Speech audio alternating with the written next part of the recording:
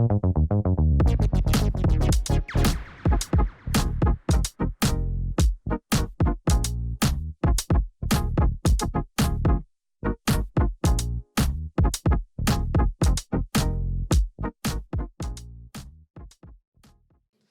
And so sometimes we go through seasons of life where things change. So download the Love Nudge app. It's a purple square with a little kind of white lined heart in it. Take the love languages test. Then you will connect your account with your spouse's account. And you can set up reminders to speak your spouse's love language because we just want to get it right? We get bonus points for working hard. And that way you keep this thing going until it becomes habit. We both have the Love Nudge app on our phone. We don't use them all the time. But not too long ago, Steve was seeing somebody in a town close by, and his Love Nudge went off with a reminder that said, "Buy Melissa a gift." It just so happened he looked up, and he was parked in front of a flower shop, and so he brought me home flowers. And the app reminded him, put something in him to help him. And so this is the thing, is most of us have one of these. Use it for good, not for evil. You know, we can use technology to help us love our wives better. She Googled nice things to say to her husband, and I was the beneficiary of nice things being said to me. And this is a free app.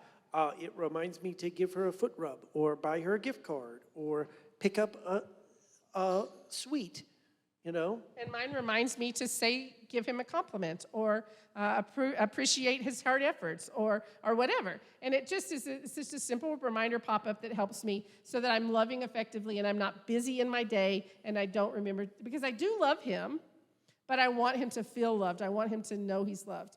And so that's sometimes a gentle reminder of helping us do that. Funny story, we went to another ministry's marriage event. And we were there for 5 days, I can't remember.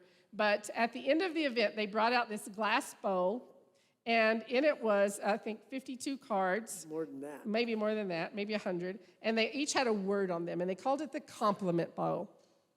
And so the premise of this activity was you would pull a card out of the jar, and you would give your spouse a compliment with that word. Steve is practically giddy over this great idea that they have come up with for words of affirmation. I mean, clearly, I'm like, oh my gosh, this is something else we're going to have to do, you know. But he's excited about it because we do this. And so I usually get up in the morning before him, and I try to make coffee for him because that helps him like turn his brain on in the morning. And so I got this brilliant idea probably 2 or 3 weeks ago, maybe a month ago, that I would pull a compliment card out, and on a little sticky note, I would write a compliment using the word, and I would put it on his coffee cup so he would have it ready for him when he got it in the morning. And it's awesome. It was a 30-second thing that I did. The first time I did it, I looked, and he'd put it on the refrigerator. My compliment card was on the refrigerator with our grandchildren's artwork. And now, we're eventually probably going to need to buy a new refrigerator because we have all of these compliment cards that are on his refrigerator. Some of them are in his car. He put one in his car.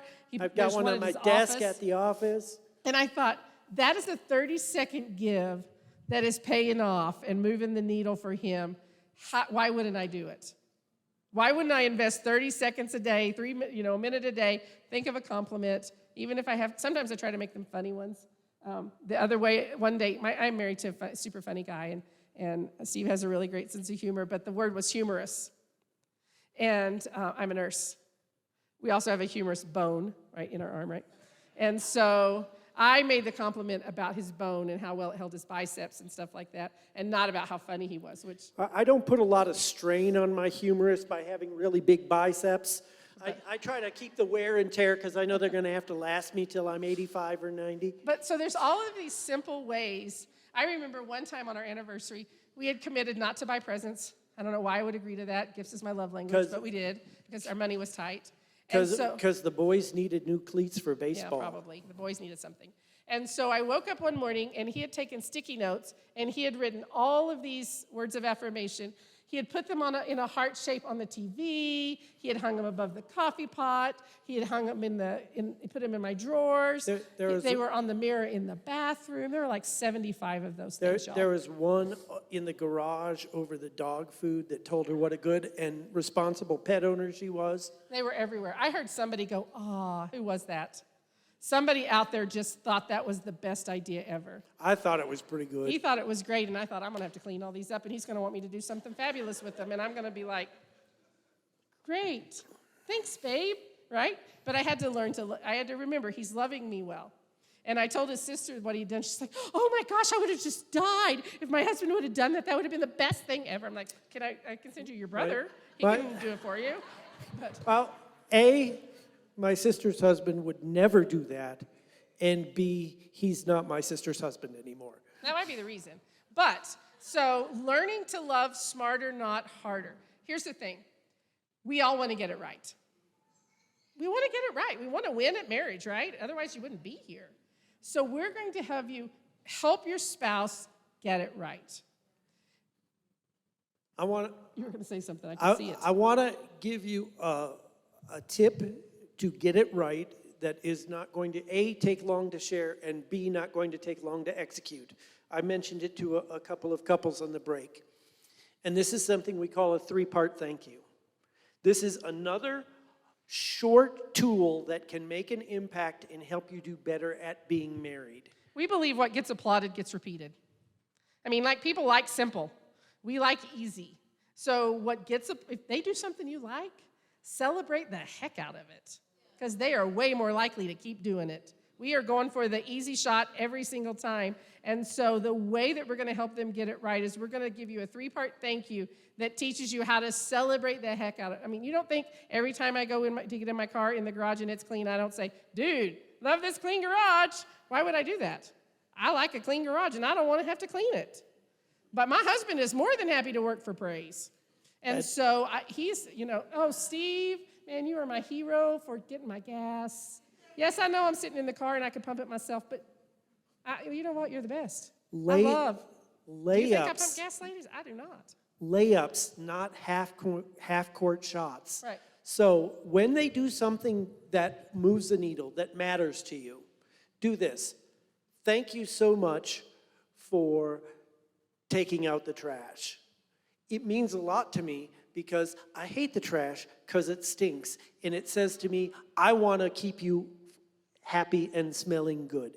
It's a simple thank you. It means a lot, and here's why. 45 seconds, 7 times a week. 7 minutes. 7 minutes of investing and letting them know you got it right. That's a big hit. I want you to do more of that. Doesn't that help all of us get it right more often? And here's the thing. Good manners make good marriages. We're mannerly people. We say thank you to the stranger at the store that holds the door open for us. But we want to help our spouses get it right, so what gets applauded gets repeated. So, first of all, does anybody not know what their love language, their top 2 love languages are? We want you to do 2 because you don't have to do them the same one every day. So take the test. But here's what you do know. What is something your spouse has done that's been a needle mover for you this week? Right? Think about that. What is something my spouse has done that's been a needle mover for me this week? Now, turn to your spouse and say to them, thank you for whatever the needle mover was. It meant a lot to me, and then explain to them why.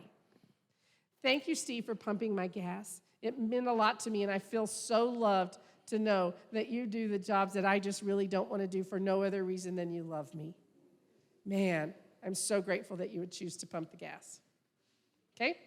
So think about it. Each of you use the 3-part thank you with your spouse for something they've done that's been a needle mover for you. And then we'll eat. Whenever I look at him, I should remember that he is God, and I should treat him as God. I've learned that how I see him matters.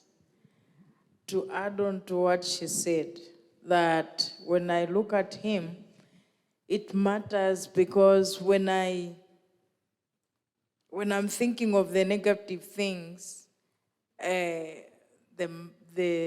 mind will change.